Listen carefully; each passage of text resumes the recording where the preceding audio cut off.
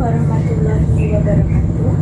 Yang terhormat Ibu Yuni Catur Putri, SPD MPD, yang saya hormati para hadirin sekalian. Puji dan syukur marilah kita panjatkan kehadirat Tuhan Yang Maha Esa. Karena atas rahmat dan karunia-Nya kita dapat berkumpul pada kesempatan yang berbahagia ini dalam keadaan sehat walafiat. Selawat serta salam senantiasa tercurah kepada junjungan kita Nabi Muhammad Sallallahu Alaihi Wasallam beserta keluarga, sahabat, dan para pengikutnya hingga akhir zaman. Hadirin yang saya hormati, pada masa remaja merupakan salah satu fase paling penting dalam kehidupan manusia. Pada saat inilah seseorang mulai membentuk karakter, kepribadian, serta pola pikir yang akan membawanya menuju kedewasaan.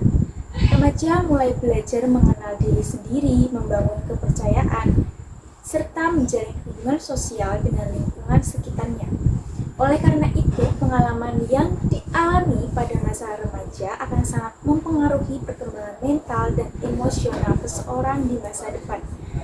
Namun, di era modern seperti sekarang, kehidupan remaja tidak terlepas dari berbagai tantangan sosial yang semakin kompleks.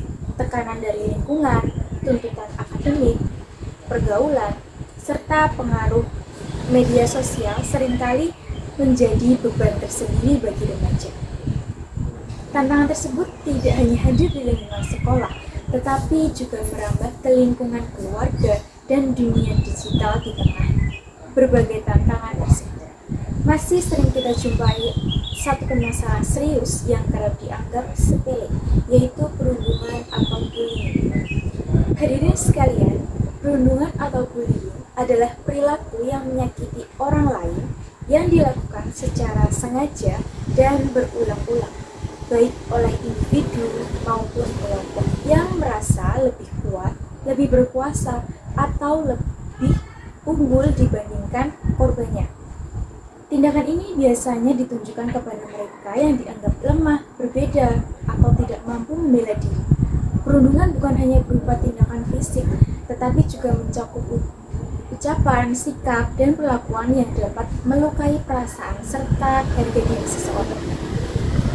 Perlu kita pahami bersama bahwa perundungan tidak selalu tampak secara kasat mata dan seringkali terjadi tanpa disadari. Banyak orang masih beranggapan bahwa perundungan hanya terjadi apabila terdapat kekerasan fisik yang terlihat jelas. Padahal perundungan dapat hadir dalam bentuk yang lebih halus, seperti kata-kata yang diucapkan, sikap yang ditunjukkan, serta perlakuan yang dilakukan secara terus-menerus dan disengaja. Bentuk perundungan seperti ini kerap dianggap sepele, padahal dampaknya dapat sama berbahaya, bahkan lebih menyakitkan dibandingkan kekerasan fisik. Dalam banyak kasus, luka akibat perundungan non-fisik justru lebih sulit disembuhkan karena tidak terlihat secara langsung. Dampak tersebut dapat menyerang kondisi psikologis korban, seperti menurunnya rasa percaya diri, munculnya rasa takut, cemas, dan tertekan, hingga membuat korban merasa tidak berharga. Perasaan-perasaan inilah yang sering kali dipendam oleh korban dalam waktu yang lama dan dapat mempengaruhi kesehatan mental serta kehidupan sosial mereka. Perundungan verbal misalnya dapat berupa ejekan, hinaan, julukan yang merendahkan, serta penyebaran gosip atau fitnah. Ucapan-ucapan tersebut mungkin terdengar ringan dan dianggap sebagai candaan oleh pelakunya. Namun, bagi korban, kata-kata tersebut dapat melukai perasaan secara mendalam dan meninggalkan bekas yang sulit dilupakan. Jika perundungan verbal dilakukan secara berulang, korban dapat merasa tertekan, malu, dan kehilangan kepercayaan diri dalam berinteraksi dengan lingkungan sekitarnya. Selain perundungan verbal, terdapat pula perundungan fisik yang meliputi tindakan memukul, menendang, mendorong, mencubit, atau merusak barang milik orang lain. Bentuk perundungan ini tidak hanya menyebabkan rasa sakit secara fisik, tetapi juga dapat menimbulkan trauma bagi korban. Korban perundungan fisik seringkali merasa takut, tidak aman, dan enggan berada di lingkungan tempat perundungan tersebut terjadi. Oleh karena itu, baik perundungan fisik maupun non-fisik sama-sama merupakan tindakan yang tidak dapat dibenarkan dan harus dicegah bersama. Jenis perundungan lainnya adalah perundungan psikologis atau sosial. Bentuk perundungan ini sering dilakukan dengan cara mengecilkan, mengabaikan, mempermalukan, atau membuat seseorang merasa tidak diterima dalam lingkungan pergaulan. Korban perundungan sosial seringkali merasa sendirian, tidak berharga, dan kehilangan kepercayaan diri. Meskipun tidak meninggalkan bekas luka secara fisik, dampaknya dapat dirasakan dalam jangka waktu yang panjang dan mempengaruhi kehidupan korban secara keseluruhan.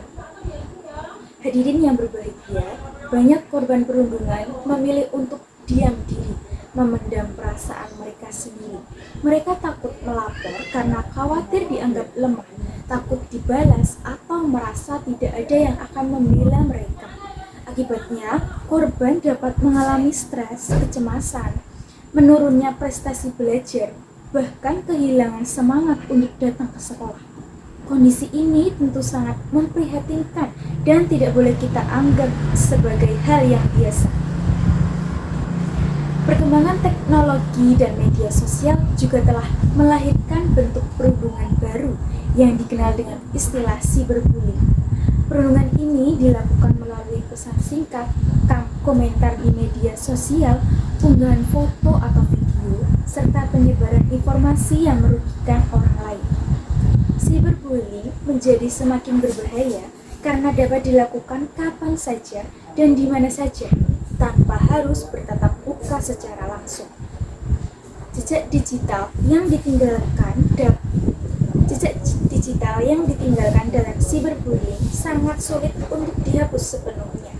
Sekali sebuah konten negatif tersebar di dunia maya, maka konten tersebut dapat dengan mudah disebarluaskan oleh banyak orang. Hal ini membuat korban terus-menerus tertekan, malu, dan takut, bahkan ketika berada di luar lingkungan sekolah. Oleh karena itu, cyberbullying merupakan ancaman serius yang memerlukan perhatian dan tidak boleh kita abaikan. Hadirin sekalian, dampak perundungan tidak hanya dirasakan oleh korban, tetapi juga mempengaruhi lingkungan sekitar. Korban perundungan cenderung merasa tidak aman, menarik diri dari pergaulan, dan mengalami gangguan emosional.